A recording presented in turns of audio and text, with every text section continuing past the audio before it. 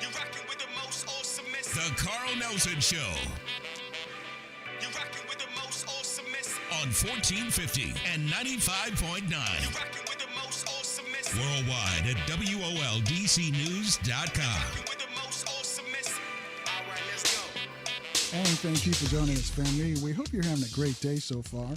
Later, Griot Ashra Kwesi will be in our classroom. Now, Brother Kwesi will spell out the importance of understanding Egyptian history. Brother Kwesi will also focus on the temple and tombs and the African ancestral concepts that are still being used today. But before we hear from Brother Kwesi, constitutional and civil rights attorney A. Dwight Pettit is here. Attorney Pettit, welcome back to WOL Radio.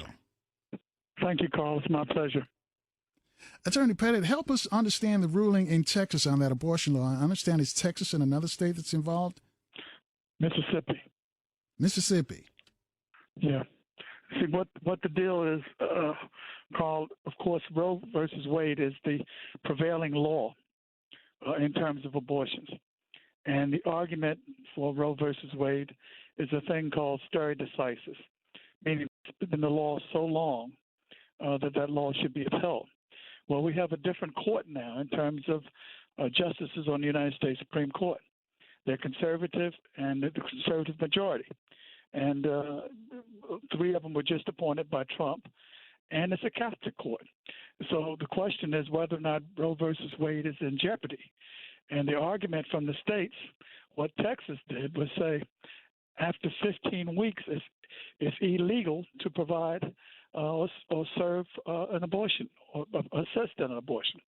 But Texas went even further and said after 6 weeks, when a woman doesn't even know she's pregnant, then the law kicks in terms of Texas. Now, what Texas did to avoid federal scrutiny, they did not set up an enforcement situation with the state.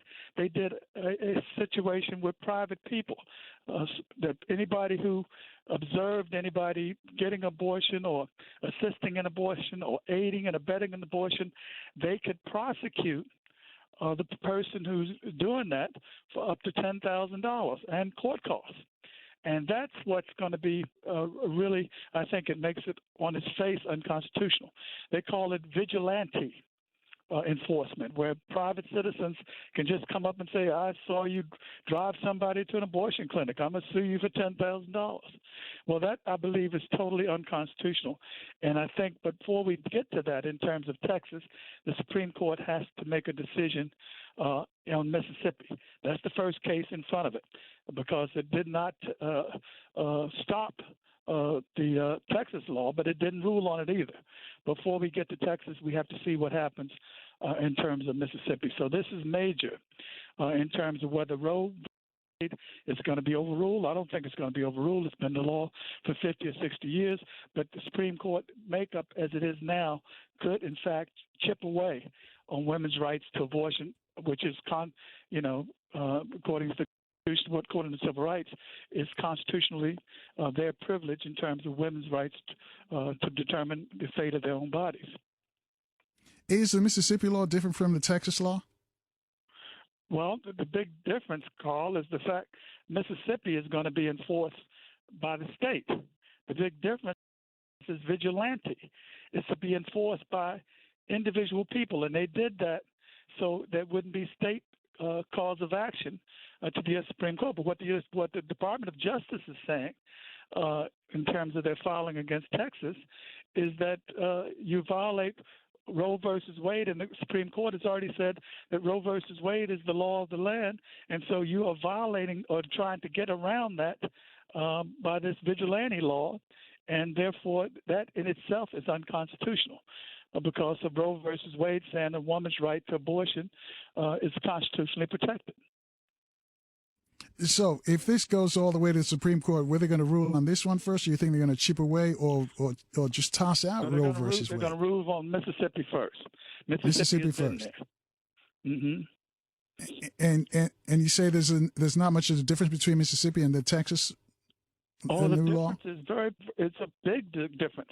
If you give somebody the vigilante authority, that is not the state enforcing the abortion laws of Texas, it's individuals. So many, and that Gotcha. precedent can be set in all areas where individual citizens can prosecute somebody without the state being involved and can take them to court and get a civil judgment. I mean, that's totally unconstitutional, but that's Texas's attempt to evade the constitutional rights guaranteed by Roe versus Wade.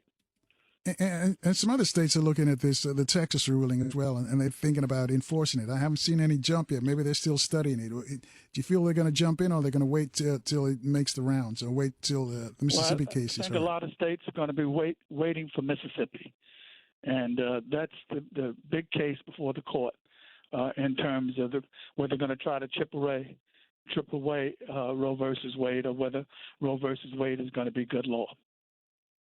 So when you say good law, what do you mean? And when you say chip away, can they just toss it out completely? Now we have a new makeup on the Supreme Court? They could do that. Supreme Court can do whatever it wants to. But I think with Roe versus Wade being the law of the land for so many years, they will try to chip away at it in terms of some of its provisions or clauses in terms of Roe versus Wade. They'll try to make it in terms of difficulties to get medical treatment or medical situations or financial regards to Roe versus Wade, which has now been the law of the land for years in terms of women's rights to go to clinics and so forth. By chipping away, they have in fact closed abortion center or medical service centers in many states already. And so those were up on appeal, but this is the major thing in terms of this court being tested as to whether or not Roe versus Wade is the law of the land, and whether the court is going to follow the principles of stare decisis. Right, and the Texas law, Counselor, could they, once it gets to the Supreme Court, could they toss out just a portion of it, the vigilante aspect, and keep the rest of it?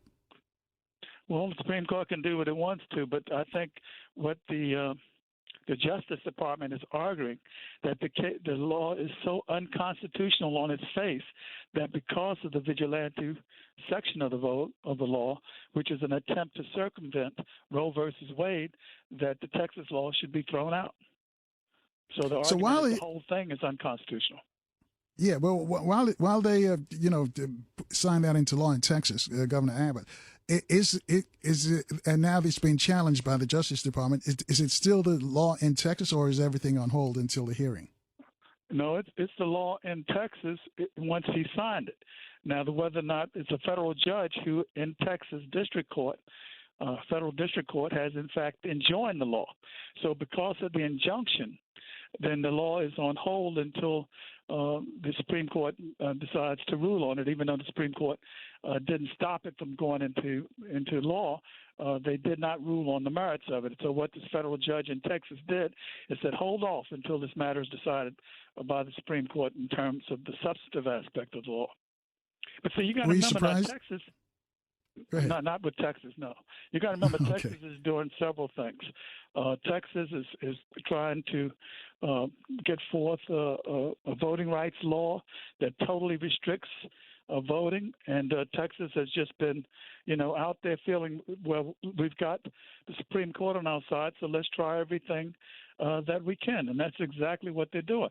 They even passed a law in Texas to forbid high schools from teaching the critical race theory. I mean, so Texas is saying, hey, we got this chance.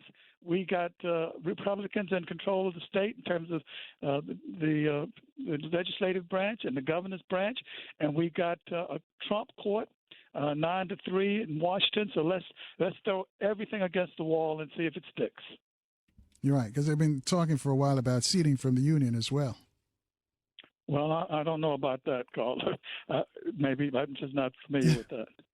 Yeah. It's strange these laws come out in Texas because they know. Do you think because they know they have a group of federal judges on their side, that the governor, the Republicans just, going, I won't say go crazy, but just going for it. You say throwing everything against the wall, but they just know that they have the legal aspect on their side because of who's in office.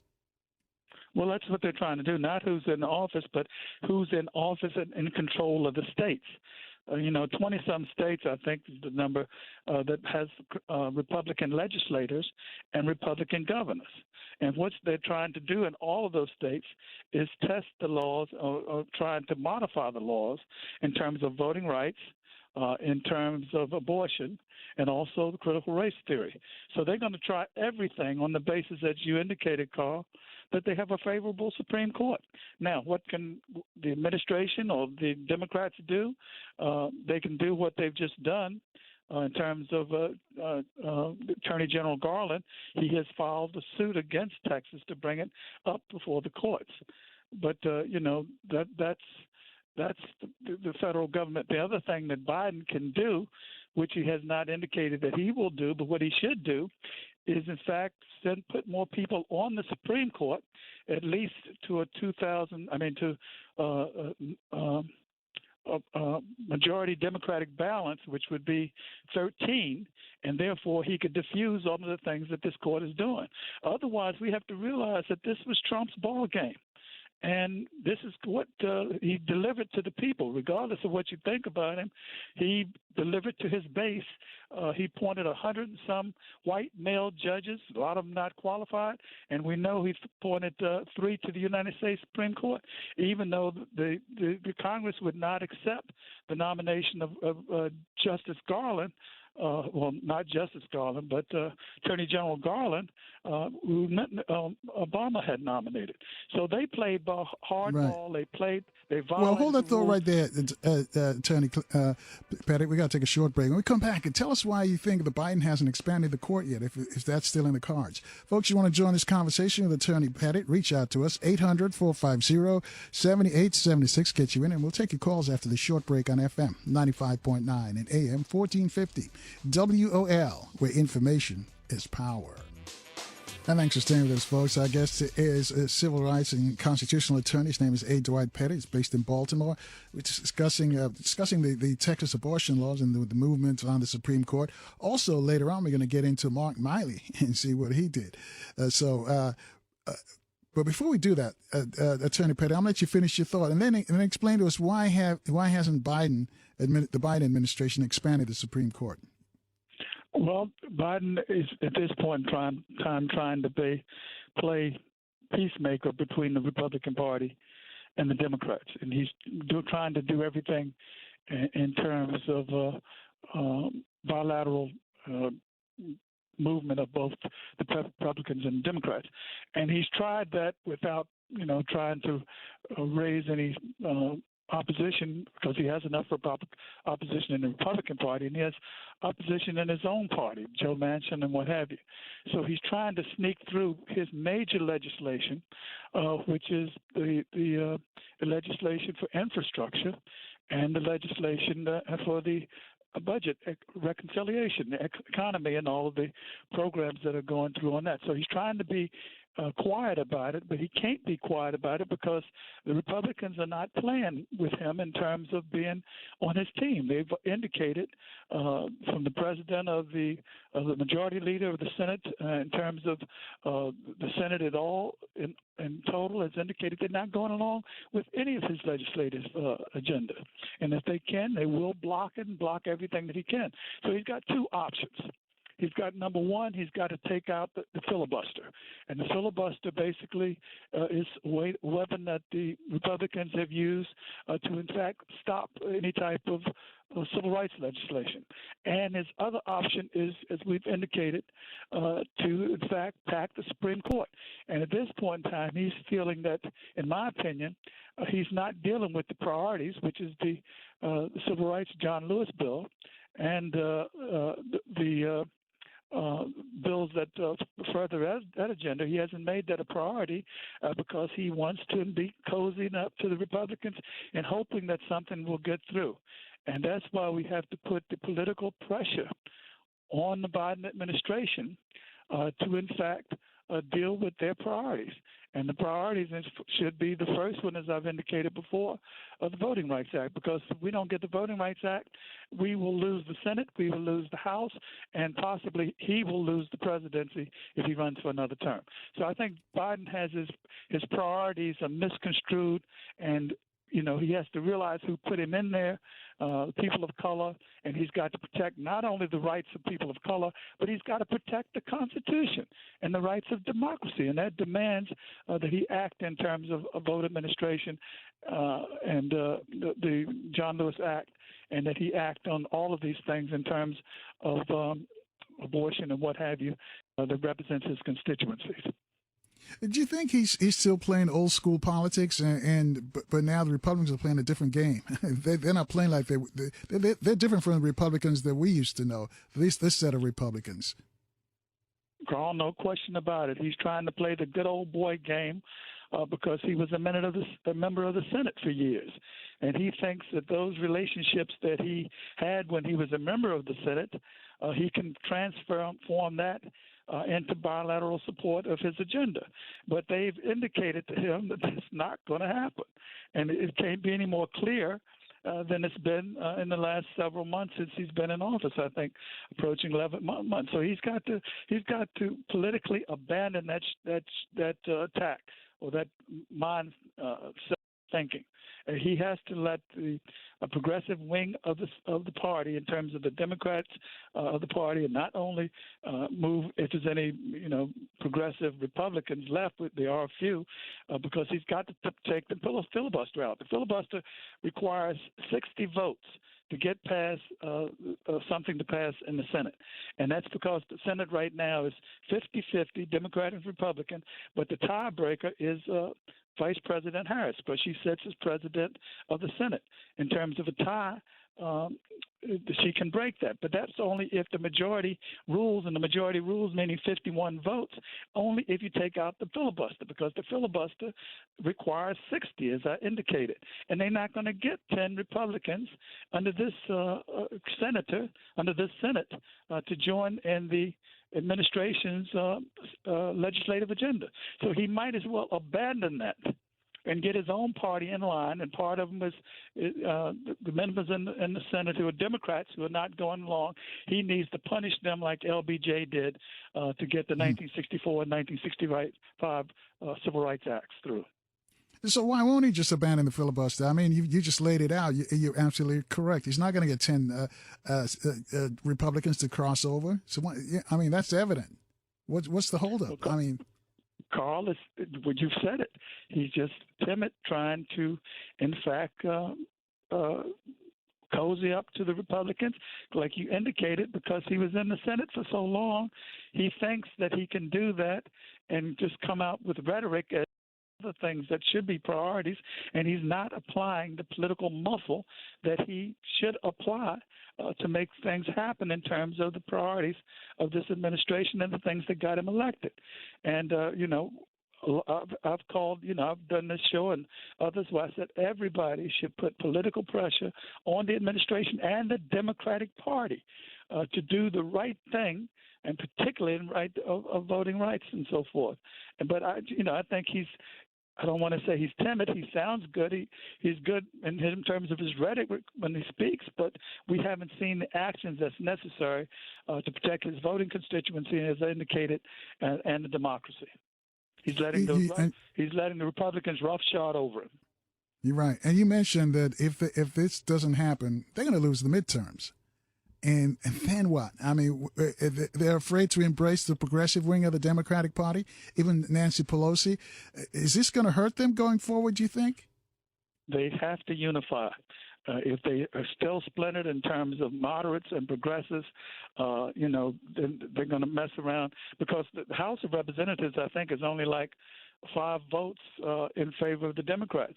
And the Senate, as I said, is tied, and it's only tied then because of Warnock, who ran and won in Georgia.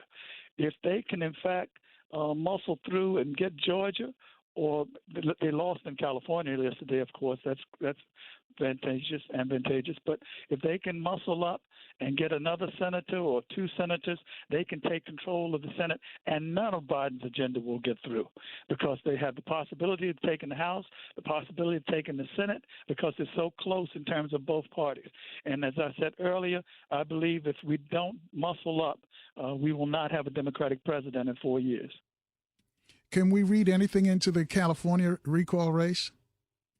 Well, I think that's a major, because in California, what they were trying to do is get in control of the governorship with Mr. Elder. I think his name is Larry Elder, who was propped up to, in fact, knock out the Gavin Newsom, the governor.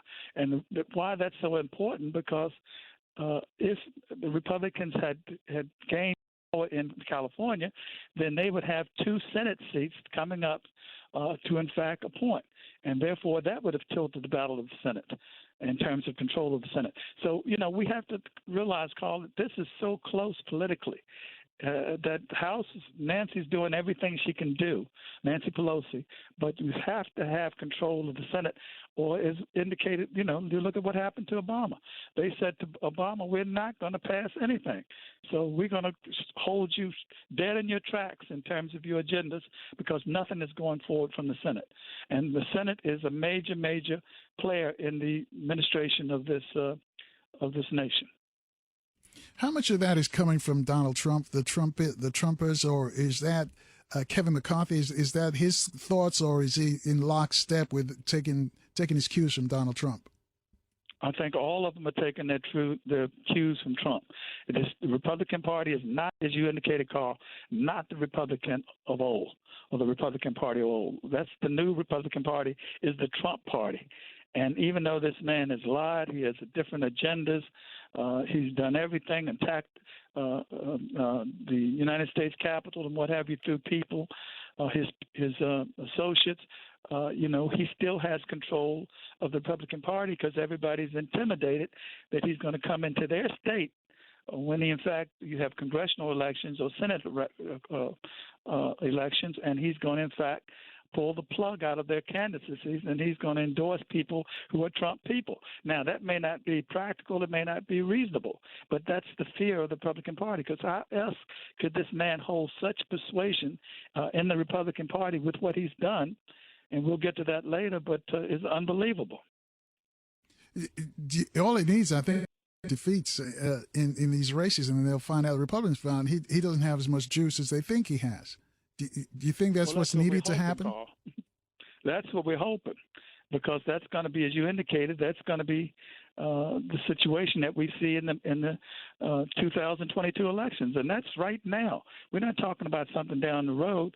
We're talking about the fact that the 2022 elections can change the whole leadership of this country after we have fought so hard to get the presidency, to get the Congress, the House of Representatives, and to get the Senate. We could all have that evaporate and Trump be in power through his people that he has supported, which would have a right-wing, white superiority agenda, white supremacist agenda. That's what this nation is trying to do, and this is what they're moving toward. And we as a people have to wake up and say, if ever we had to be involved in politics, we were in 2020, we were under the Obama administration twice, but this is the time for black folk to wake up, people of color to wake up and realize that their whole being is in jeopardy. Right. Hold that thought right there, Counselor. We got to take another quick break and come back. Robert in Atlanta wants to talk to you, and I got a couple of tweets for you as well. 800-450-7876. You too can speak to Attorney Pettit. We'll take your calls after this short break on FM 95.9 and AM 1450. WOL, where information is power. Thanks for staying with us, folks. Our guest is constitutional and civil rights attorney. His name is A. Dwight Pettit. He's based in Baltimore. I'd like to speak to him, 800-450-7876. I mentioned before the break, Robert's joining us. He's in the ATL. He's on line one. Robert, you're on with Attorney Pettit. Don't forget I've got a book out, Under Color of Law. Appreciate it. Yeah, we'll talk about the book as well. Robert? Okay. Hey, good evening, gentlemen. I got a question for the attorney. Attorney, I'm a a person that's against abortion. I'll say it like that. And I just like your opinion on the situation as blacks in America seem to be drifting further, according to the census, the latest census. We're drifting further and further behind as a minority in this country.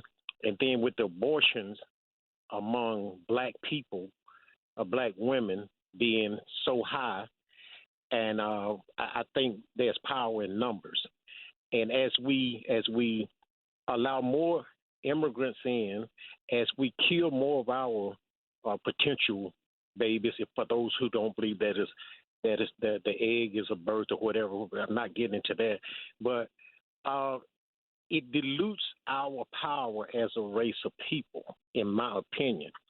And I think when I have not read, I've only read portions of this law in Texas, but I have not read anywhere where the Supreme Court specifically used the term vigilante.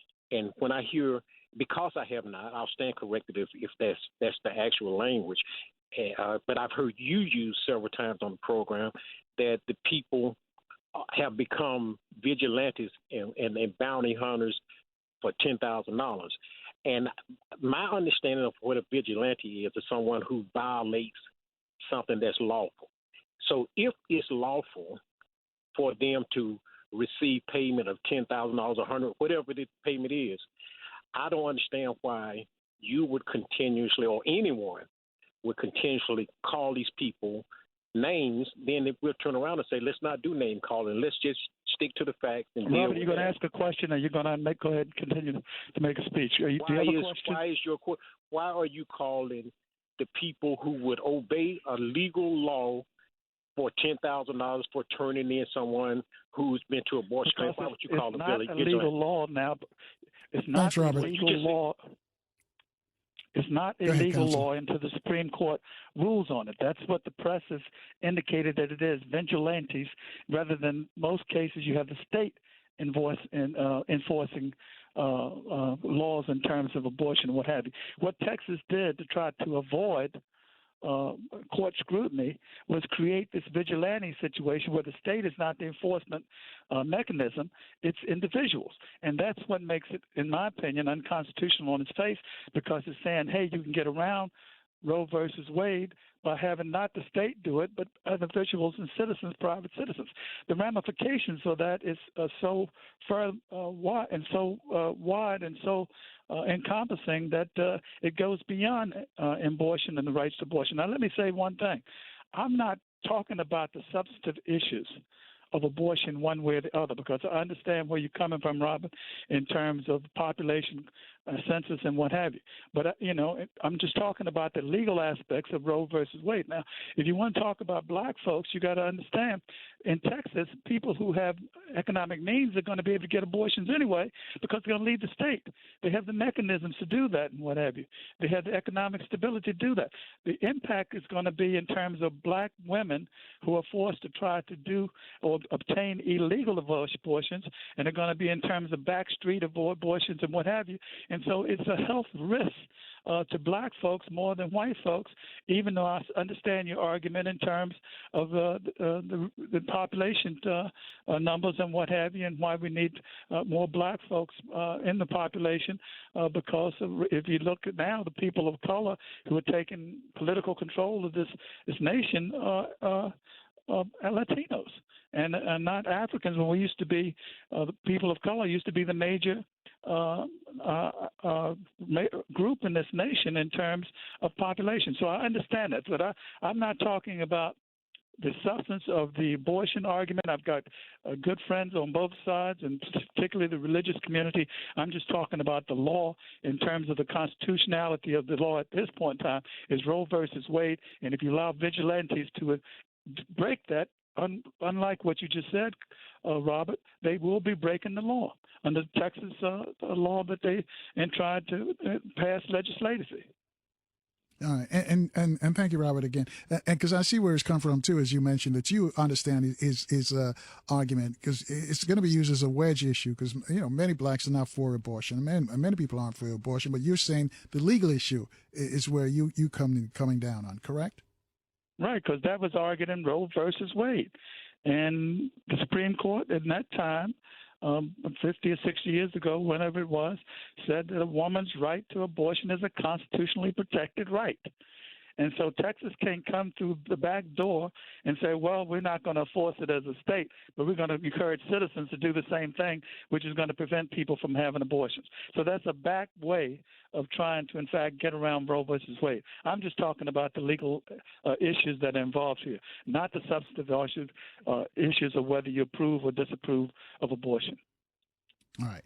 800-450-7876. Got a tweet for you, Counselor. The tweeter says, will you ask Attorney Pettit if the infamous majority opinion of the Supreme Court written by Chief Justice Roger Taney in Dred Scott versus Sanford was ever overruled?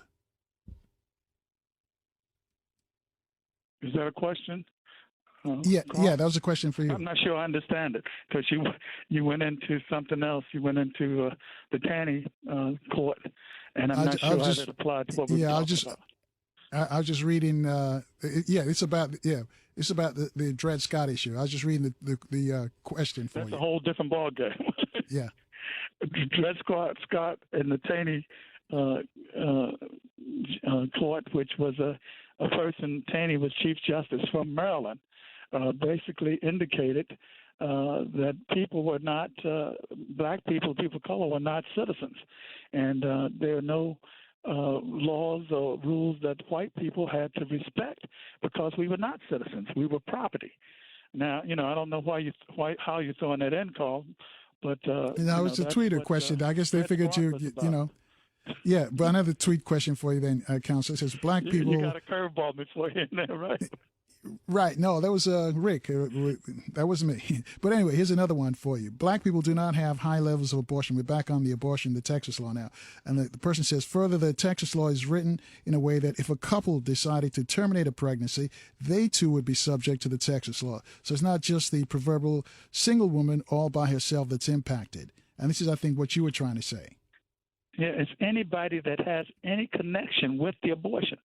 The doctor, somebody that gives her a ride to get an abortion, somebody that comforts her, or it can be expanded so much that that's the unconstitutionality. Because no definitiveness in the Texas law. Anybody, any citizen can say, I saw you in the car with somebody going to get an abortion. You were helping her. Therefore, you're subject to the law. And that's why I believe the Supreme Court is going to find that on its face, that is going to knock out the Texas law. But one that we have to watch is the Mississippi law, because the Texas law said, hey, if you have a child after the 6 weeks, then the law comes into effect. Georgia went on and said, not Georgia, but Mississippi went on and said 15 weeks. So what we're really going to see with the Mississippi case, which is going to come up before the Texas case, is the court is going to have to define whether or not they believe in Roe versus Wade, or why they want to, or what they're going to chip off of Roe versus Wade. And so we're talking about Texas, but I think the real thing that we got to watch is Mississippi. All right, let's switch up now. Mark Milley, and I keep calling him Miley, and this is the correct pronunciation, is Milley, is the General Mark Milley. What he did in the waning days of the Trump administration, Attorney Pettit, should he be considered a hero, or should he be considered the GOAT? Carl, that man should be considered a hero. That man should get the Congressional Medal of Honor. That man did such a service for all of us in terms of being chairman of the Joint Forces Chief. We will never been able to appreciate what he did, because if he had not acted as he acted in terms of advising the generals and so forth, the commanders of our armed services, of the instability of this president, former president, along with Nancy Pelosi, we could have been. Not only would he, in fact, Trump have orchestrated, which he tried to do on January 6th, overthrow of the government. But he could have done, and I always felt that before he released power, he might do something crazy in terms of starting a war. And I believe that, and I believe that General Milley, did exactly what he should have done as a soldier, and he's done that all along the way, and he prohibited or prevented what I believe could have been a national catastrophe, a worldwide catastrophe. And so for him to do the things that he did in terms of making sure that the Trump military aspirations were defeated, that his aspirations to overthrow the government were recognized by the inner circle of the military, that when he, in fact, called China, he was trying to do what other chairman of the Joint Chiefs of Staff has done, to assure the Chinese and to assure other people that we were not on the verge of a nuclear war, as we saw in terms of Khrushchev and Kennedy, because you have such a hair trigger of international politics where people might misread something. We had that in World War II with Japan. There was a misunderstanding. So what he was trying to do was make sure that there was no misunderstandings, that the United States was not going to put a surprise attack on any of our adversaries. And the only thing they're trying to get him on now is he indicated to the Chinese counterpart, that if there was any type of nuclear... Hold that thought right there. This is really deep, Counselor. I hope our folks are listening to what you're saying. We're going to take a short break. I want you to continue after the break. Folks, you want to join this conversation with Attorney Dwight Pettit, reach out to us at 800-450-7876. Your calls are next on FM 95.9 and AM 1450. WOL, where information is power. Listen to the Carl Nelson Show now on our free mobile app. And thanks for staying with us, folks. Our guest is attorney. He's a constitutional and civil rights attorney. His name is A. Dwight Pettit. He's based in Baltimore. Get back to him in a moment. Just to remind you, at the top of the hour, we're going to be joined by Griot, the master teacher himself, Brother Ashwa Kwesi. And tomorrow's Friday, and of course, we invite you to join us and Free Your Mind Friday. Just think for yourself and give us a call. It's starting at 4 o'clock Eastern right here on FM 95.9 and AM 1450 WOL. Okay, so Attorney Pettit, you were about to tell us what General Milley did. Now, was what he did, was it legal or was it illegal? How do you square it?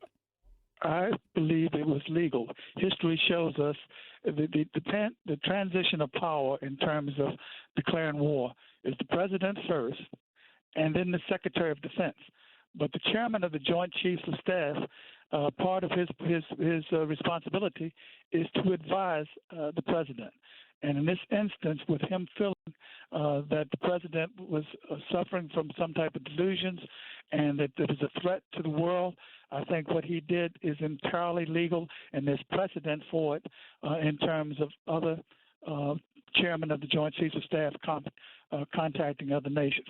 And I think we got to be beholden and grateful to this man, because there's no telling what could have happened if he had not advised the chiefs of departments and the generals that they had to come through him before any type of mechanism was triggered that would have caused a nuclear war.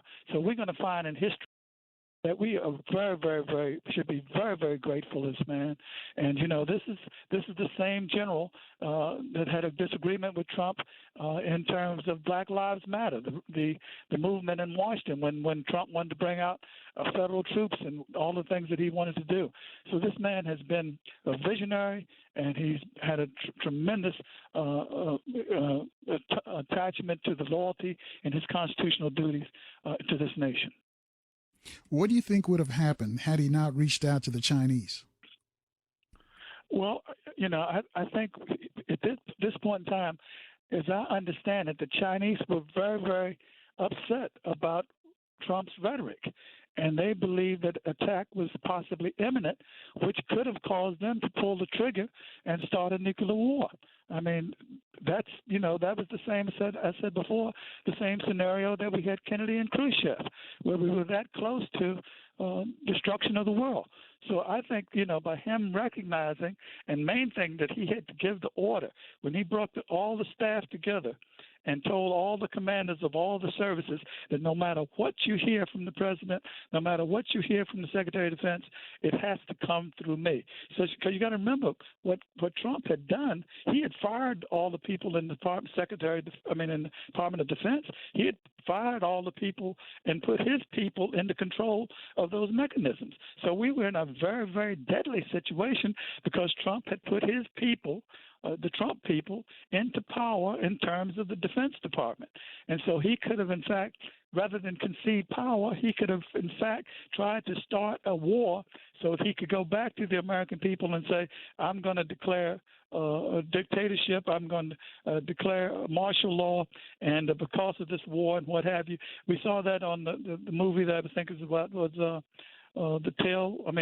dog, tail wagging the dog, I think it was, about prompt up and manufactured wars that had existed for political reasons that didn't have to take place. All right, I got another tweet question for you. Tweeter says, ask your guest if the Democratic Party were to form a party like the Tea Party to help them win the midterms. They want to get your thoughts on that. Say that again for me, Carl, please. Okay, this is a tweet from John, and it's just somehow just disappeared off my screen here. Okay, ask your guest if the Democratic Party were to form a party like the Tea Party to help them win the midterms. I'm not sure I really understand the question, but all I can go back to is what I already said. The Democratic Party has some work to do internally with its constituencies. And part of the problem with the Democratic Party, as I've always said, the Democratic Party stabs itself in the back. And there needs to be unity in the party instead of wars between progressives and between moderates and so forth. So sometimes the Democratic Party is so disorganized that in itself is problematic to itself. And so, we are so close in terms of not only what happened on January 6th, but what's happening and getting ready to happen this weekend in terms of the protest in Washington. We are so close to anarchy in this society, in this system, that the Democratic Party has to, I think, in my opinion, become bold and be the leadership to, in fact, protect this nation and democracy as we know it. We've got to remember, Carl, democracy in this nation is relatively new. It's only 200 or 300 years old. And so it has not been tested with the stress that it's being tested now because of Donald Trump. You mentioned that, and that's an interesting point that you mentioned about democracy, because we understand that the Russians are involved with using the internet with these bolts and with QAnon and egging them on and all the divisiveness. They're really attacking the American democracy. That's what they're really doing. Has the Biden administration done a good job of getting that information out to the public? Because you mentioned Saturday there's going to be a rally for the January 6th folks. Why hasn't the Biden administration gotten that message out that, we were just close to a coup a few months ago? Well, I think the Biden administration is trying to do a lot of things. It's just is me giving him credit for something that may not be taking place. But I believe a lot of things are taking place in terms of the intelligence department, the FBI, not the FBI, but the CIA, and those type of things to, in fact, and the Justice Department, which is prosecuting all of these people, 400 and some cases that were opened up because of January 6th. So I think he is doing a lot in terms of preparing to, in fact, take power in this nation from Trump. You got to remember, when Trump was there, Trump put so many people in place in terms of the Department of Justice, in terms of all the departments, that his first thing, to having only been there a few months, is to disavow and to get rid of the Trump people who are in the administration, because those people are there as career employees.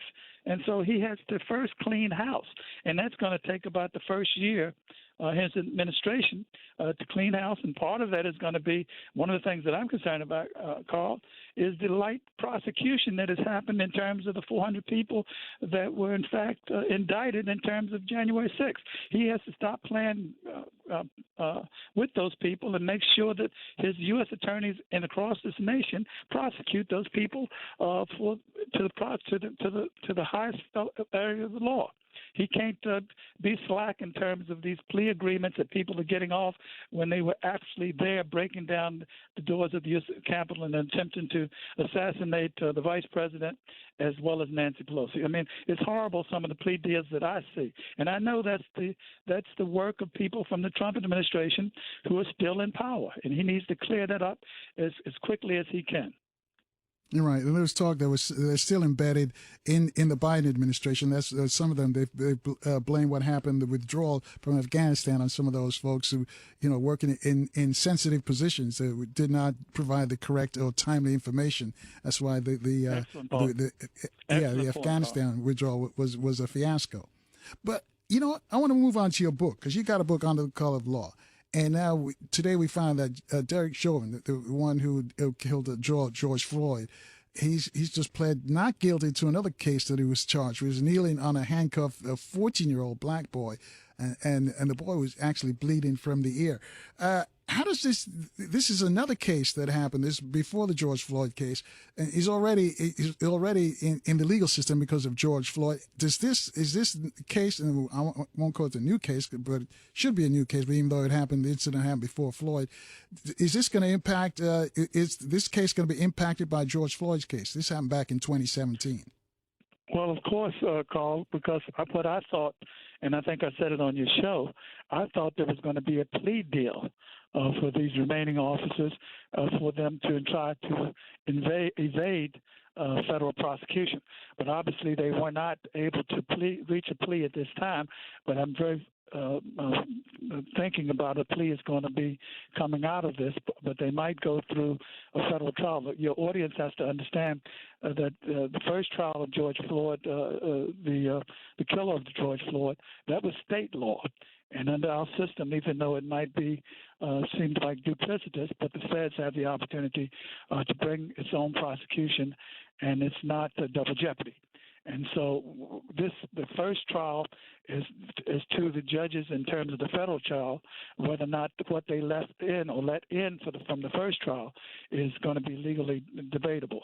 But this is going to be major because these people are charged with aiding and abetting what took place with George Floyd, or at least observing and not responding. So the federal, under the Biden administration, the federals made a good point that they were going to indict these people, which they did, and they're going to take them to trial. And so if the plea agreement is not reached, we're going to watch the Floyd case play out all over again. Chauvin had already had a plea turned down. Is there any way that he can walk? Is there any way, if he continues the, appealing all the way to the Supreme Court, which of course we know is friendly to the other side, is there a possibility that Chauvin can walk? Well, Carl, I've always said there was some defects in the law because of police prosecution. We didn't see all the things that were raised by the defense, but there was a lot of issues that could have been raised that were not raised, and we're going to hear those issues in terms of the higher courts, in terms of the defendant in this particular case. I think one of them, the major things we got to watch, is qualified immunity, because now that's before the Congress to take out qualified immunity, but right now qualified immunity is still a defense. And what they're going to argue in terms of the higher courts, which I'm sure they preserved in the lower courts, is that qualified immunity is relevant here, because he's going to argue qualified immunity says the officer doesn't have to know the law. If he doesn't know the law, that's a defense in terms of his actions. And what they're going to try to argue in terms of this appeal, one of the arguments they're going to make is qualified immunity, that this officer did not know the procedures and what he could or could not do in terms of George Floyd, even though the whole world saw what he did. But he's going to try, in my opinion, to argue the law as it is in terms of qualified immunity and causation and a lot of other things that he raised in terms of pretrial publicity, the instructions, and all the things that we watch play out in the trial is going to come back and be reviewed on appeals unless the Justice Department and the state Minnesota come to some type of plea agreement. Otherwise, we're going to watch it all play out all over again. Unfortunately, hopefully, the conviction will stand. Yeah. Counselor, your book, Color of Law, Tell us why you decided to do that book. What was it? What prompted you to write that book? Well, Carl, I've been in civil rights all of my life, and when I integrated the schools in Maryland, Thurgood Marshall, Juanita Jackson Mitchell, Jack Greenberg, Tucker Durham were my lawyers. And as a child, I had the opportunity to go with them into federal court and watch good lawyering in terms of this nation, because that was Marshall had just won Brown versus Topeka Board of Education. And so at that point, my father had already said that he wanted to be a lawyer. Hold that thought right there, Counselor. We got to take a short break. I'll let you finish on the other side. We're cruising to the top of the hour, so some of our stations have to identify themselves down the line. Stations like FM 95.9 and AM 1450, WOL, where information is power. The Carl Nelson Show. You're rocking with the most awesomest. On 1450 and 95.9. You're rocking with the most awesomest. Worldwide at WOLDCnews.com. With the most awesomest. All right, let's go. And thank you for staying with us, folks. Momentarily, we'll be speaking with the master teacher himself, Brother Ashra Kwesi. But let's wrap up with our guest, A. Dwight Pettit. He's a constitutional and civil rights attorney. He's written a book called Under the Color of Law. Under the color of law. Under the Color of Law. So you were telling us how you came to write the book. You're dealing with all these famous litigators. Well, having all of those great attorneys as my role models and watching them in my trial, as well as my integration of the schools. My father had always said he wanted to be a lawyer, but I wrote the book called more so to alert the body politic of America, particularly people of color, that this nation was going in reverse. And don't sit on your laurels because of what happened in the 1960s in terms of voting rights and civil rights, that we still had to be consistent, because this nation, as a lawyer, and civil rights lawyer and criminal lawyer, I was seeing that this nation was going to go in reverse. I could see the right wing was coming. I knew Donald Trump was coming, and I wanted to be a lawyer to be able to fight. I wrote the book to be able to demonstrate why we should be fighting, and how I've been fighting all my life for equality. And so that sit down and put it to pen and paper of all the major cases that I've had, my contact with Jimmy Carter and the elevation of black judges across this nation that I had a part in, and all the things that I was able to do in my practice. And hopefully that my book would wake up the body politic of America, that we had to stand strong and not go to sleep. But this war was just starting and had to be continued politically by the powers that be in the people of color community. Has anything changed? You wrote this book a while ago. Has anything changed since you wrote the book? Well, everything that I predicted, unfortunately, it came true.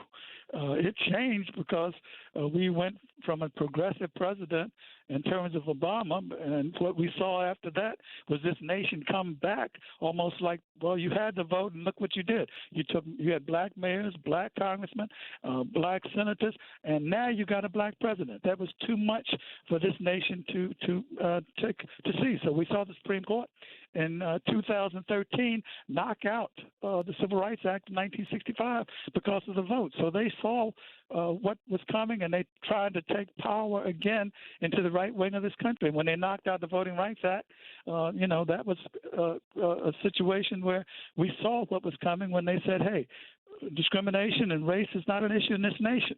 Well, obviously they were wrong. Chief Justice Roberts was wrong.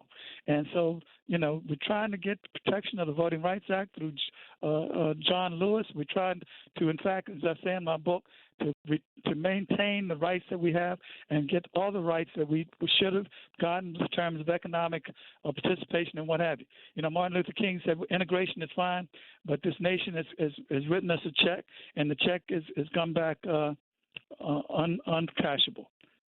And so, right. I was trying to stimulate the American political base in terms of people of color, that the war in terms of politics and us controlling and getting a part of the power of the American justice system, economic system, and what have you, is still in motion. All right. Counselor, so how can we get a copy of the book?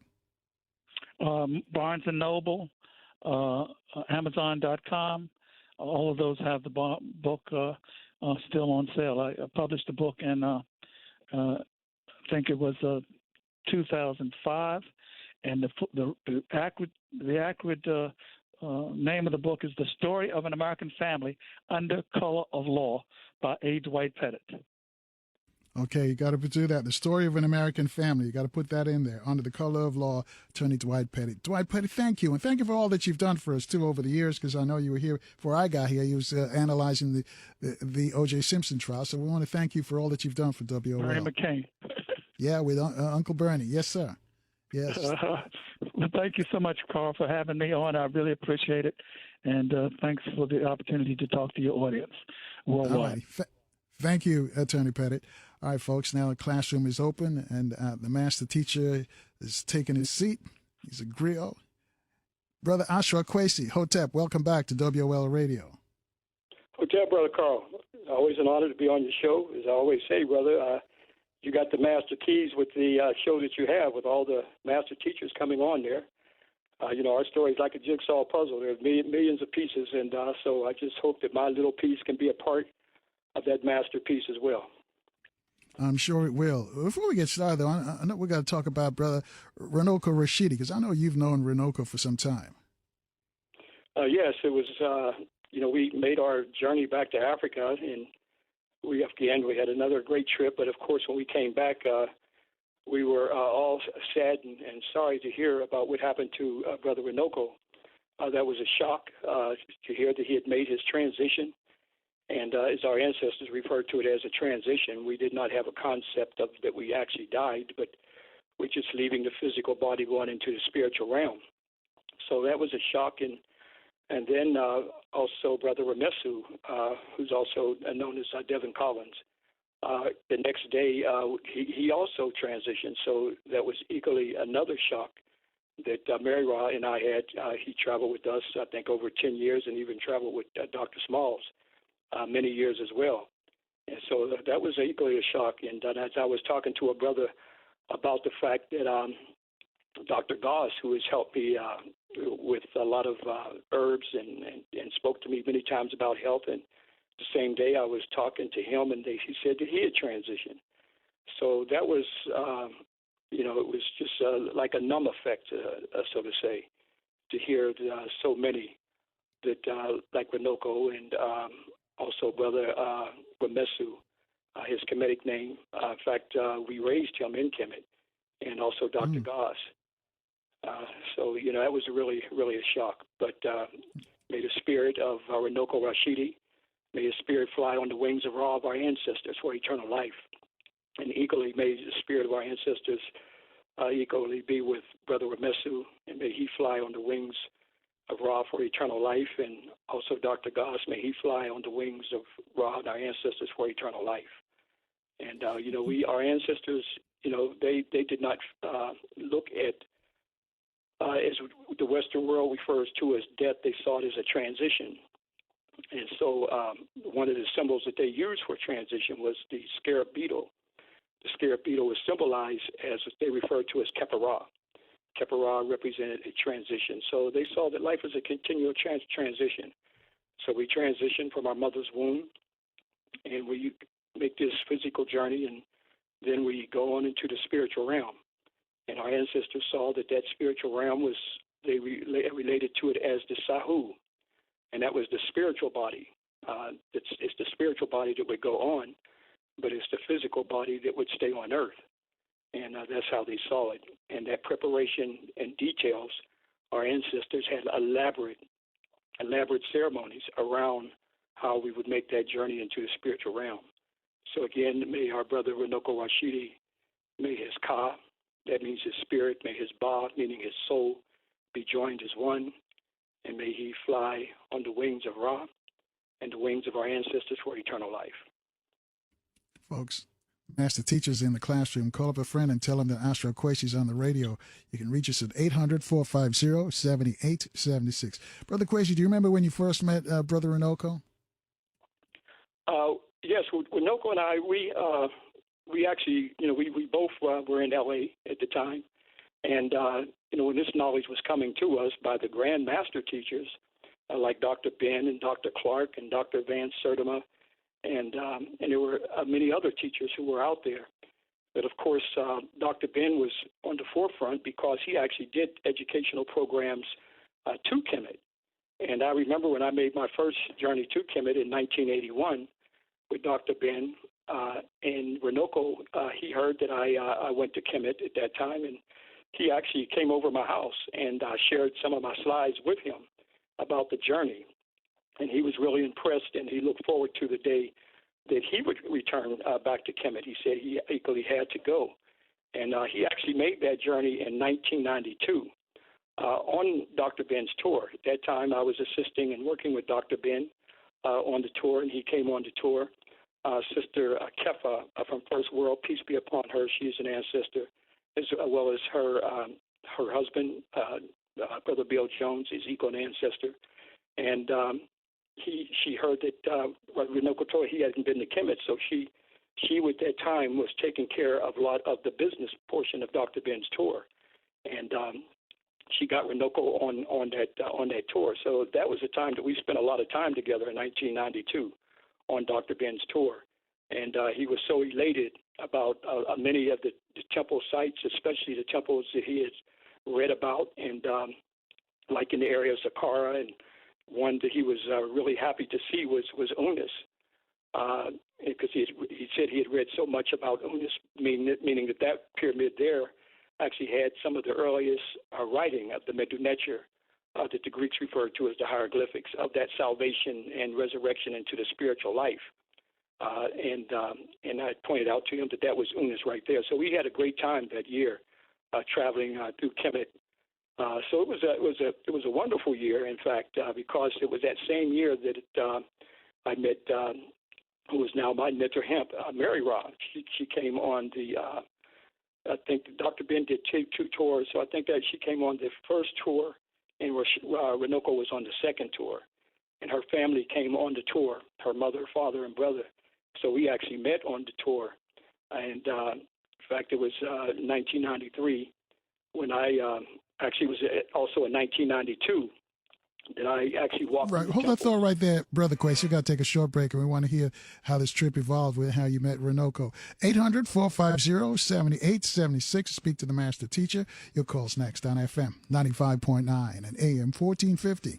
WOL, where information is power. The Carl Nelson Show, now available on iTunes. And thanks for rolling with us, folks. Our guest is Brother Ashra Quasi. He's a griot. He's the master teacher. Going to learn some stuff today, I guarantee you. If you would like to speak to him, 800-450-7876. Before we left, we were discussing our brother Renoko Rashidi, and you was telling us about the trip that you guys went on, so I'll let you finish that. Yes, as I was saying, that he came on Dr. Ben's tour in 1992. At that time, I was assisting and working with Dr. Ben on the tour, and we really got to know each other on the tour, and Renoko was really elated to see a lot of the things that he said he read so much about, and now he was able to actually to see a lot of these great sites. So that was a great summer, and we always take group pictures, and so now that's a very valuable picture that I have with Brother Renoko, and I are in that picture with Dr. Ben. In fact, I was looking at it the other day. With both of us who were very young. We both had black hair at that time. As I said, life is a transition, so we're transitioning into elders, and as I said, peace be upon him as he makes his journey into eternal life. So that was a great time with Brother Renoko. So I mean, it was very sorry to hear that he had made his transition. Renoko, he did a lot of travel. In fact, a few months ago, Carl, if you remember, I said I'd take my hat off to Brother Renoko because so many places that he traveled to, and I know that during these tours, in fact, we do. My wife and I, Mary Ra, we do Ethiopia and Egypt. Ethiopia in the winter and Egypt in the summer. We're not doing Ethiopia as much now because of the political things, but I'm saying all that to say that. Just doing those two countries, it's a lot of work and a lot of energy. And so with Brother Renoko, he would travel and after come back and would go right back out again. So he had a lot of energy and in doing the tours. And it was Brother Renoko who, was a great anthropologist. That was his field.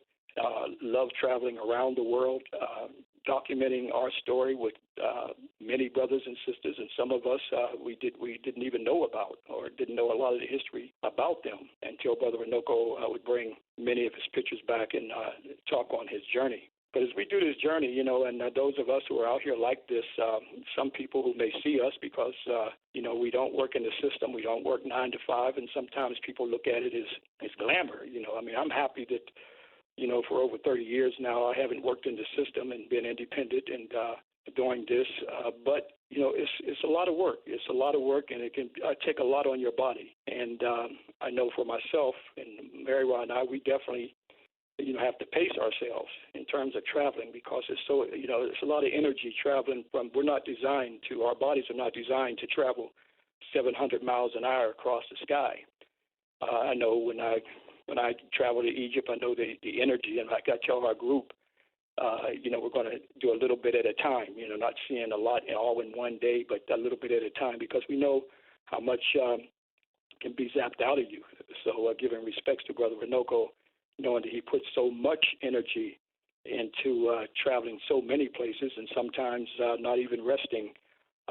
In fact, coming back and maybe a couple of days resting right back out again. So, you know, he was a warrior out there on the front line, and we give our respects to him, and may his spirit again, you know, fly on the wings of our great ancestors for eternal life. Right. And you know what? And until I spoke with you after his transition, that I remember that we actually approached you first to take us on a tour. And you were the one who suggested Runoko. And that's how we went to Egypt and Ethiopia with Runoko. And then I found out that was his first trip. So it seems like he was connecting the dots all in a full circle now. Well, actually, it would have been his second trip. Because of the 1992 trip with Dr. Ben. So that would be his second trip. And the reason why I suggested Runoko because he had traveled to Kemet with Dr. Ben. So I know that he was on that educational tour and sitting at the feet of the Grand Master Teacher, Dr. Ben, and saw, you know, the educational program. And so, and I actually, you know, wish I could have done that trip. But like I said before, you know, I had so much on my plate back then. I can tell you, Brother Carl, from the 80s and 90s, I mean, wow. I mean, it was like you just get trapped into a time warp. Time is moving so fast when you're moving a lot. So now I remember when you asked me, and I really wanted to do that. I really wanted to take your tour, but I already had other projects already lined up. I think it was a contract lecturer at one of the universities, and I knew I couldn't get out of it. And that's the reason why I suggested Runoko Rashidi, and knowing that he would give an excellent tour because he'd already traveled to Kemet. And in fact, after he made that trip with you to Kemet, and I think that's when Runoko really started to travel a lot. You know, I mean, he really, I mean, not only to Kemet, but at different places around the world, to Australia and to India. In fact, I think India was his specialty. Asia definitely was his specialty. He did a lot of work in that area. And, you know, a lot of us did not know a lot about the Koreans, who were referred to as the Aborigines. And Runoko brought a lot of that information back to us. And also about the Dalits, that they referred to as the Untouchables. He brought a lot of that information back to us as well as traveling to South America and as well as the South Pacific and exposing many of the brothers and sisters to us. So he really took off after that journey with you and the KGL. That was like KGLH, Stevie Wonder's radio station. And when he started that, and he didn't stop since. So, and that's what happens. So Kemet, you know, it opens up a whole nother spirit and a whole nother place, and it took him around the world to see and to show us so much. So he did a great and wonderful job in the area of anthropology for us, and following in the steps of so many other great ones who, J.A. Rogers, who eagerly did that as well. You know, Runoko, he, because we live in this time and space that we live in now with the social media, he was able to expose so much to us because of the social media.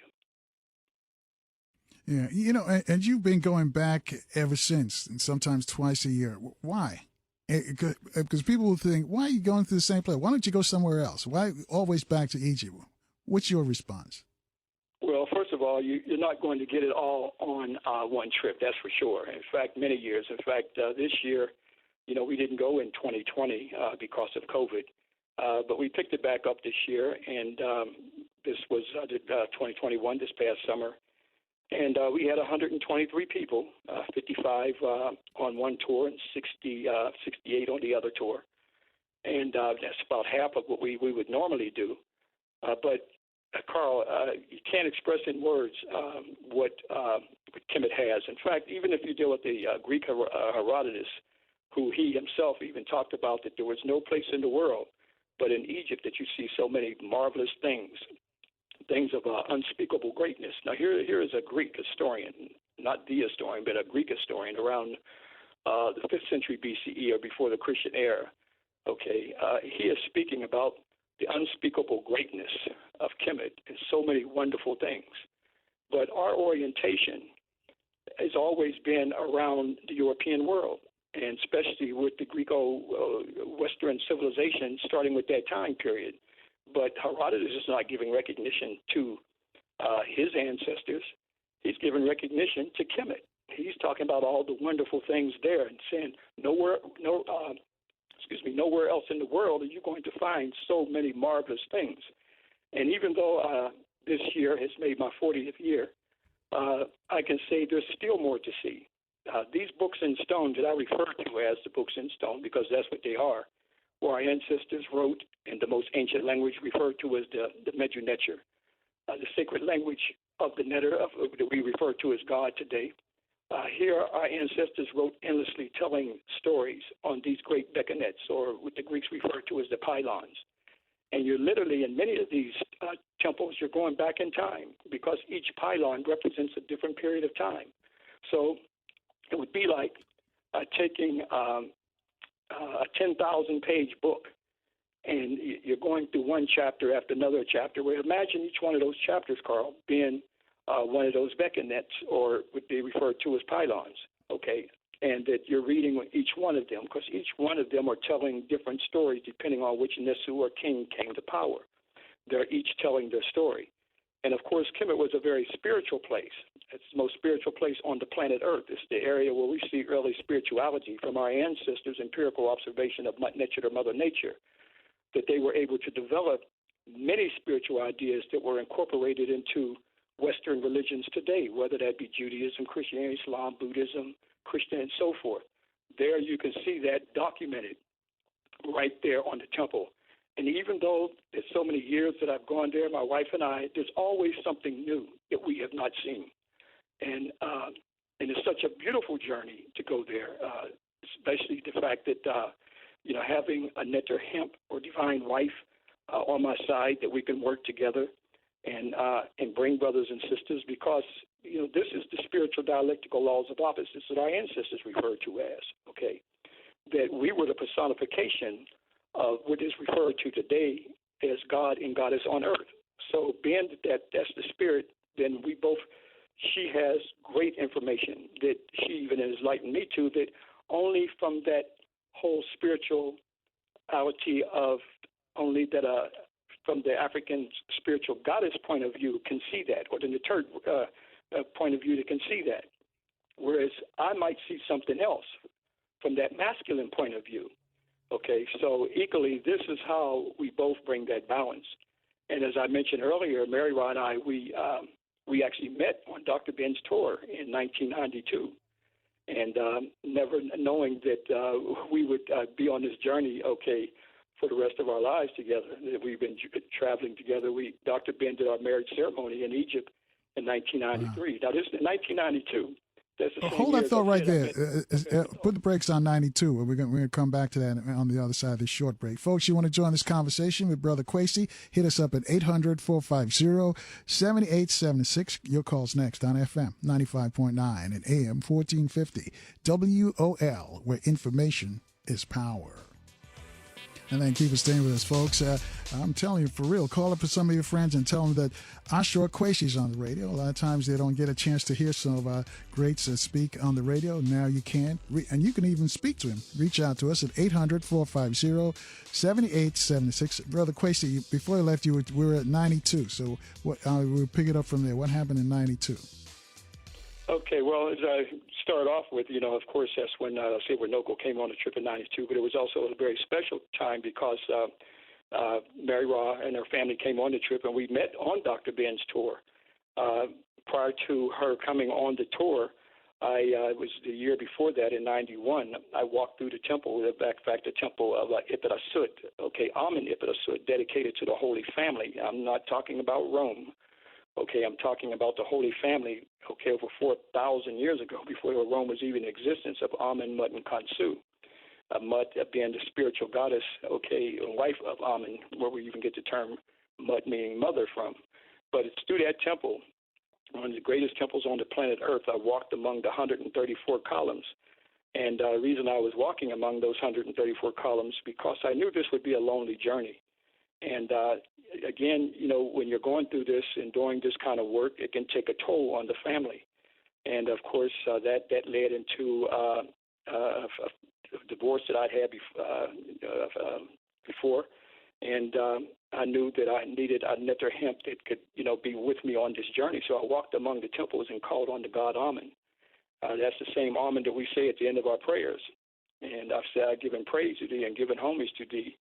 And I need a nether hemp on my side, to continue this journey. It would not be against the work, but would be, so where we can continue doing this work. So 92, as I said, she came on the tour, and her family came on the tour, and we met on the tour, and we talk about this all the time to the group, in fact, about how we met on the tour. In fact, it was a year later that Dr. Ben conducted our marriage ceremony at the very temple I asked for her. And I always tell people that, and people say, well, I've been praying and praying, to have me a wife that could be with me, or her sister saying, or a husband that I can be in rhythm with. And I say, well, one has to question if you're calling on the right God, I say, I'm living heaven on earth. We now have traveled the world together, traveling the world together, lecturing in so many different places, and conducting the tours for many, many years now, and giving the brothers and sisters the best experience that we could possibly give them. In fact, our tour is titled, Trip of a Lifetime. In fact, we titled it Kemet Nu, Know Thyself. Kemet Nu means literally black people, because that's our tour is designed for black people. That's who we have coming on our tour. And so black people know thyself. So it's a great spiritual journey, and it's been a wonderful, wonderful experience with my nether hemp. She's very beautiful, the work, and highly intelligent. And I would not, the tour would not be on the level that it is if it was not for her. So, and then also, she's, having a nether hemp on her side, she definitely, a sister's going to make sure that you're not going to, overdo yourself, and run yourself down. So that's the good thing about having a nether hemp on your side, that you're not going to, wear yourself out or just doing, too much. And that's one thing that our ancestors, when you go back to Kemet, you see that spiritual dialectical opposites everywhere. You can't see the Nesu or the king, without the queen. That's the spiritual balance that our ancestors saw. And I'm saying that our ancestors put that divinity in our unity. In fact, Mary Ra, she's the one that researched with the term nether hedge and nether hemp, meaning divine husband and divine wife. So we put that in our whole spiritual relationship, because by putting that in the nether hedge, meaning divine husband, nether hemp, meaning divine wife, then we are sure to go into eternity. And so I definitely have to speak with her. We've had our 13th grandchild, and in fact, she's with our 13th grandchild. I know many times you wanted her to be on the radio show, Carl, and that was with our other granddaughter, but now we have a new one. So this is our 13th grandchild. So that's why we got to make sure that we balance this journey. Congratulations. That's a great story, too. That's an absolutely great story. Mary Ra is super in her own right. I mean, some of the work that she's done about fashion and the history of fashion is just incredible. Oh, Carl, when she first did that, it was, when she came on your show and KJLH, remember you did the interview? And I remember when she was putting that together, she blew me away, because so many things that I had looked at for years, in terms of what the kings and queens were wearing that did not know the relationship. And when she put that presentation together, the cultural destruction of African fashion, and see, most brothers just look at it as a fashion or something, and brothers seem to like it more than the sisters. Okay. Oh, yeah. And so many other lectures. In fact, the one that she did on the African goddess, the spiritual foundation of ancient Kemet is, powerful. But again, that shows that once we pull that spiritual dialectical laws of opposites together, this is what makes our divinity go into eternity. But Brother Quayce, what I get people talk about a lot? The speech that she made for Dr. Francis Grass Welsing.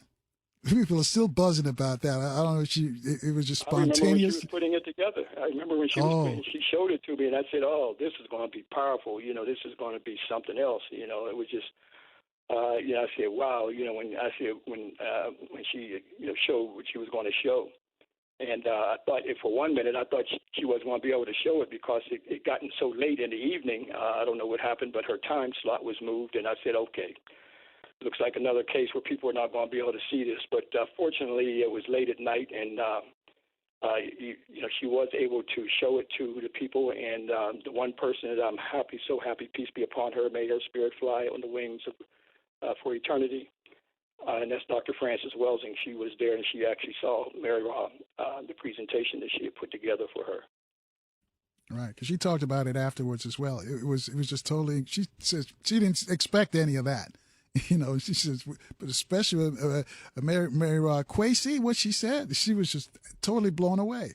So, that's hopefully why we can't take up the Western world, Carl. The Western world, is they don't deal with that feminine principle. They don't deal with, we've got to make sure that, like I said before, there are things, there are natural attributes, that our sisters have that we don't have.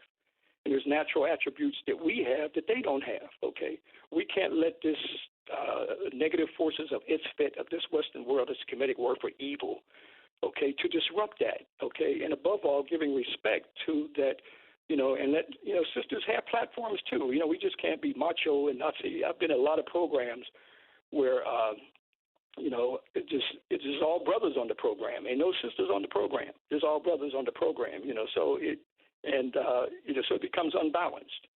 And Kemet, they couldn't conceive of a god without a goddess, nor a goddess without a god. And in fact, Dr. Ben had always pointed out when he talked about the temples and the sites, and one of his most favorite thing that he liked to point out is how our ancestors, in our spirituality, we saw the goddess as heaven.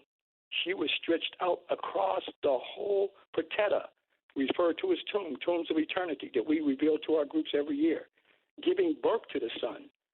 That was from their empirical observation that the universe was a macro womb, They saw it operating just like the woman from the micro womb, giving birth to the SON sun, like the macro womb, they called Newt, giving birth to the SUN sun. So everywhere you saw that spiritual principle. So when Mary Ra did that DVD on the African goddess, the spiritual foundation of ancient Kemet, she did a great work on that DVD to really show how that was the foundation that our ancestors observed, not like the Western world, just looking at everything from a masculine point of view. Even the concept of God in the Western world is only he. He did this for me, even though it says, let us. They put that plural and they make man in our own image. And I've always asked, well, who's God talking to? It must be Mrs. God. They must have had a marital dispute and kicked her out of heaven. But see, in Kemet, we didn't have that. That was based off of spiritual balance. And that's what we can never lose, living in this alien environment, that we live in. This is an alien culture. It's not the spiritual culture that our ancestors developed. It was based off of that divine spiritual dialectical laws of opposites. And some folks want to hear who missed some of these things that you have done and that Mayor Roth done. Do you guys have videos of them? Yes, in fact, we just put some up on the digital. Now that the world, you got all this technology is changing, so now it's digital. So they can go right to our website, and all the new DVDs we have up there now on digital, so you can go right there and have it right on your TV. And we actually made the DVDs to make people feel like they're there. We're literally walking them through, and I'm lecturing at the sites and in the hotel and bringing up all the different places there so they can feel that they're there. We know that everybody, can't make it for whatever, various reasons, economic reasons and various reasons. So we try to bring brothers and sisters back through the technology. And then we also have the DVDs. So a lot of those DVDs we have on digital on DVDs too, but also my older DVDs, that I did, many years ago. We still have those up there as well. And other things that we have up there, CDs, that one can listen to things in their car. So there's quite a bit if one goes to kemetnu.com. That's Kemetnu, KEMETNU.com. And you can see some of that material that we have up there that I'm talking about. All right, we got to take a break, and we got some folks who want to talk to you. Those of you who want to speak to Brother Ashra Kwesi, reach out to us, 800-450-7876. The rest of you call a friend and tell them that Brother Ashra Kwesi is on the radio. They'll appreciate it. And we'll take your calls for Brother Kwesi after the short break right here on FM 95.9 and AM 1450 WOL, where information is power. And thanks for staying with us, folks. Our guest is the master teacher himself. He's a griot. His name is Ashra Kwesi. I'm sure you've heard about him. If not, keep listening. And pull up a chair. If you got a question for him, just raise your hand by dialing this up at 800-450-7876. Get back to you in a moment. Let me just remind you, tomorrow's Friday, of course, and we want to give you a chance to free your mind and think for yourself and reach out to us. So we start right here at 4 p.m. Eastern Time, right here on FM 95.9 and AM 1450 WOL. All right, Brother Kwesi, Herbie on line 2, calling from D.C., wants to speak with you. Herbie, you're on with Brother Kwesi. Good afternoon, gentlemen. It's a pleasure to be here. Brother Kwesi, I saw you years ago lecture in D.C. My family would go to the Melanin Conference at Howard University. And occasionally when we speak, we still reference, Ashra Kwesi said this, Ashra Kwesi said that. And that's how powerful you are in our lives. Asante Sana, my brother. Many thanks for that. Mm-hmm. Absolutely. My brother and I would talk about a lecture you gave. I may have been in the Union Hall in D.C. years ago. And you were talking about the Greeks. And I believe they're like for the man-on-man relationship. And I still remember. Brother Zulu Shabazz put on? Could have been, yes, at the Union Hall. I had recently. That's probably Brother Zulu. That was very powerful. That's what Brother Steve Coakley, Brother Khaled back in the day. Yeah, those were the great times then, brother. Yeah. When my warrior scholars. Mm-hmm. Yes. When my brothers and I grew up, there were 3 of us. We stayed on the top floor of the house, and our father put up pictures. And I do have a question for you. Our father put up pictures of all those revolutionary warriors and warriorettes. And those pictures stayed on the wall until they fell off. And that thing was deeply ingrained in us. And later on, we found that the first letter in each of our names, from the oldest to the youngest boy, was K-E-M. That's what our middle names spell. And that was just something, one day, we was like, look what our names spell, Kim. And so I just finished maybe my second reading of Stolen Legacy recently, after years ago, and I'm going to read it again. It's one of my gems in my library, my brother. Yeah. I am going to read that again, and I'm going to read it again because what you said about not being able to get it all at one time. There are more things that you realize in a second or third reading. You find more stuff. Yeah. So here's my question, and I know brothers and sisters are waiting. It seems to me that since the time of the Melanin Conferences back 30 years or so ago, that the effort has been to unblack Kemet through commercials, movies, you name it. They're trying to turn, as Dr. Ben would say, folks into Technicolor and all kind of stuff. How does one demonstrate or without question that the Egyptians or the Commissions were black. They were African, native African. Okay, well, one is to go back there and see on the temples and monuments. I mean, one of the things that we do with our group with brothers and sisters, and in fact, some of the most beautiful brothers and sisters I've met over the years have come back on our tour. And sometimes that's one of the things, one of my favorite things to do is to take brothers and sisters whose phenotype looks like some of the reliefs that we see on the temple and put them right next to the reliefs, and brothers and sisters just gasp when they see the likeness of the various images and brothers and sisters that we put. But then you got the oldest and greatest colossal on the planet Earth. I mean, of all the barbarians that came down into Kemet, they had to look up at this great colossal, and that's Ra-Haru Emakit. Look at that colossal. There's no white person can say that is a white statue there. We're talking about that statue 240 feet long and over 66 feet high, and looking at the phenotype clearly of that African, that even Baron Vivian Dinan, who was there and gave the account of that African colossal, that he himself said that this is, as they were using then, a Negro statue, colossal. So again, when you go back there and see it for yourself, but this thing of trying to make Egypt white, this is not new. That goes all the way back, as I've mentioned on many occasions on Carl's show, Hebrewism. Hegel, a German philosopher, 1700s, was saying Egypt was not a part of Africa. This was part of Europe. So here, this is when they started to literally take Egypt out of Africa.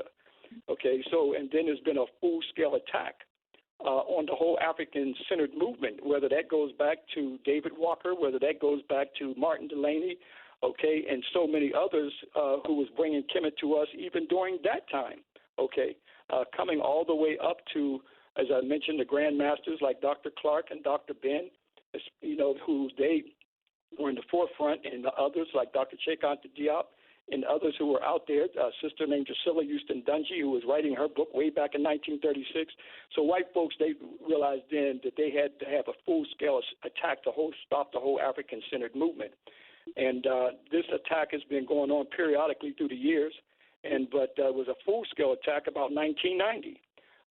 That's when Dr. Jeffries was on Newsweek, and they started to attack Dr. Jeffries. In fact, I was lecturing at Purdue University, and I gave some of my VHS to a brother there who had the Black Studies program. And now, instead of just showing it to his students, because he said how much it was helping so many of his students, you know, when they would see that, they saw the importance of making good grades. Well, he went on to give it to this European Jew, okay, and he, from that point, told him to take my VHS tapes off the shelf. The brother refused, so they took it all the way to the dean and made him take, at that time, VHS off the shelf. But Mailer, that's his name, didn't stop there. He went about to make sure that I would not lecture at universities. But not only myself, he set up his own program to stop the whole African-centered scholars from lecturing, like Dr. Ben, Dr. Clark. He wrote a big old letter up on me. He had me in an honorary place. He had me there right there with Dr. Ben and Dr. Clark, and I only kept the letter because he had me right there with Dr. Ben and Dr. Clark. How about that? And Dr. Khalid Muhammad. So this attack has been going on, as I said before when I was on the show, on Carl's show a few months back. Like Ann Roth, okay, she said we must teach them in our Egyptology. So they got a whole new thing now that they said, well, if we can teach some of these black students in our Egyptology, then they will have more of a European point of view. And this is what Ann Roth was saying. And we're talking about, she wrote that way back in the 1990s. All right. So they had a whole program to neutralize the whole African-centered movement. So when you hear people talking about it ain't about black, okay, you know that these people have miscegenated and assimilated into some type of white orientation, okay, with white folks. All right. Absolutely. So that's why we call our tour Kemet New, Black People. Right. No, that's it. We don't take white folks on our tour. Okay. All right. Because this is about the reconstruction of African people, okay? If Jews can go back to Israel and it's to reconstruct them, okay, and that to empower them and their bar mitzvah, as they call it, then equally we look at Kemet as returning back on a pilgrimage, okay, for what the Ma'afa has done to us, to empower us, okay? So that's what this importance of making the pilgrimage back. And I said a whole lot there, brother. No, but that's all right. No, before I go, after I do Stolen Legacy again, Can you shout out one that comes to mind right off? Dr. Ben and Dr. Clark said that Dr. George G.M. James was murdered for writing that book. Okay, The Stolen Legacy. Okay, and when he gave us so much information of where the Greeks got their information from. But I'm sorry, I cut you off, brother. What you were about to say? No, that's all right. So when I say Stolen Legacy, the first book that after that might come to your mind, what would be that? Because I'd like to get that. Black Man of the Now.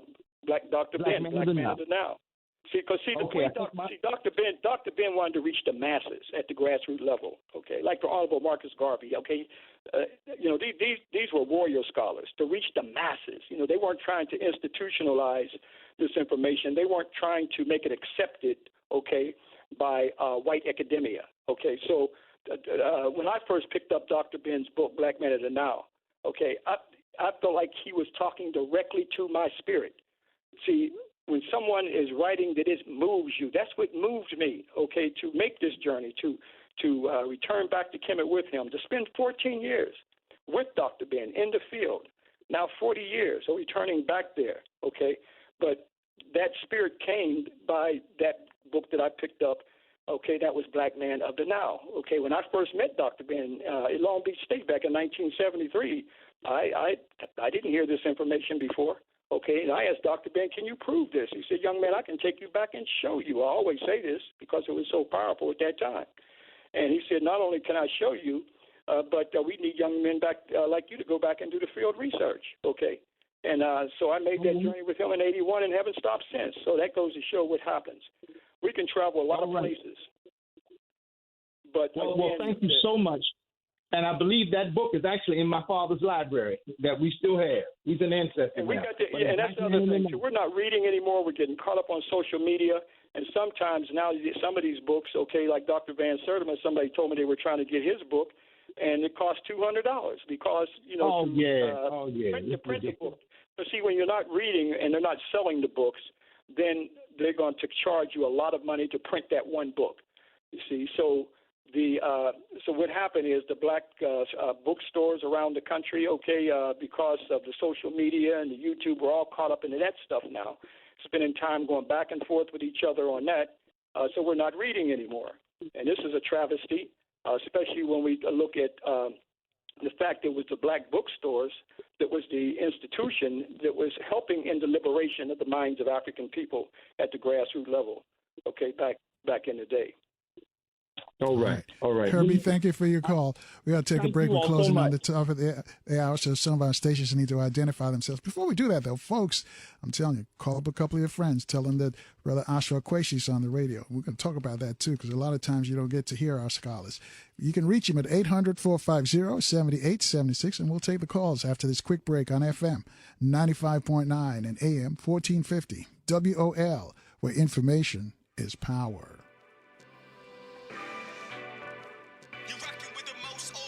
The Carl Nelson Show. You're rocking with the most awesomest On 1450 and 95.9. You're rocking with the most awesomest Worldwide at WOLDCnews.com. with the most awesomest. All right, let's go. And thank you for staying with us, folks. The master teacher's in the classroom. 800-450-7876, the number to call to speak to him. Before we take a call for you, you mentioned with our last caller, Herbie, about the attack on black scholarship, like yourself, Khalid, Tony Martin. Also, you mentioned Dr. J, Dr. Leonard Jeffries. What was that like? This is the early 90s this was taking place. They were trying to get you guys to stop teaching on I guess, having lectures on college campuses? This was that was about 1990. But as I said before, Carl, it didn't start then. It started way back when Martin Delaney was attacked in terms of dealing with Kemet. They've always tried to neutralize us dealing with Kemet. As I said, David Walker, he gave us some great work. And in fact, David Walker even said that Kemet was the one place that could help in our liberation, especially when we look at religion. What religion has done in the deification of white images and creating this white idolatry on us that we see on stained glass window black churches a lot of places. Okay, so that attack has been going on for a long time. It just that when 1990 was very powerful because we were coming out of the 60s, 70s, and in the 80s when they had the Black Studies programs, and the students were in charge of the money and the resources to have Black Studies programs. So the Black students were bringing in a lot of those who are African-centered scholars, okay, like Dr. Jeffries and, Brother Khaled and people like myself, Steve Coakley, Shaka Musa Barshango, and so many, okay, peace be upon all of them, may their spirits fly on the wings of our ancestors for eternity.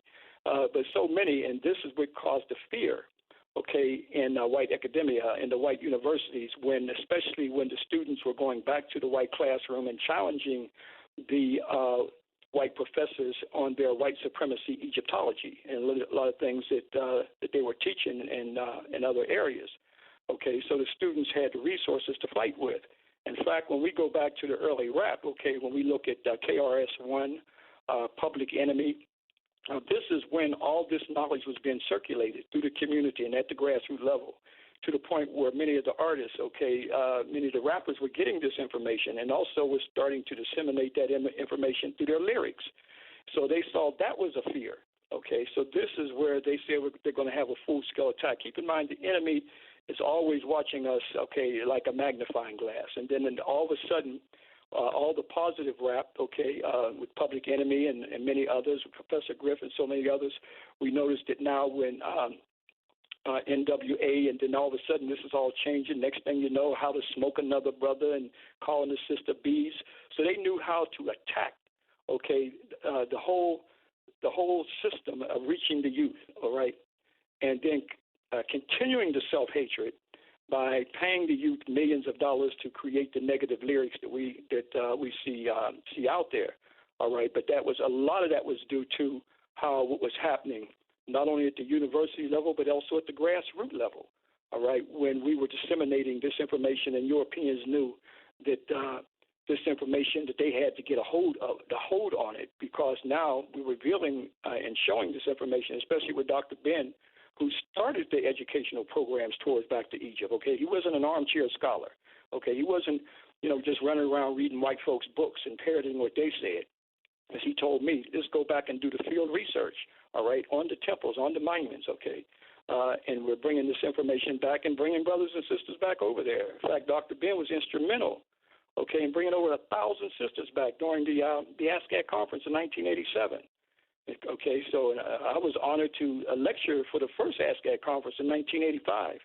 And Dr. Ben and Dr. Clark were sitting right there in the front row. It was my most nervous lecture I ever had, okay. When Dr. Ben saw the lecture, at that time I had been traveling with him, but he said, I'd like for you to continue to travel with me and don't worry about it, make the trip. That's how I started traveling with him, when he saw that how I was bringing the information to, brothers and sisters at the grassroots level, and as well as the university. But I especially wanted to bring the information, as he said, to reach the people, we always must go at the grassroots level, okay? We cannot get caught up in the academia.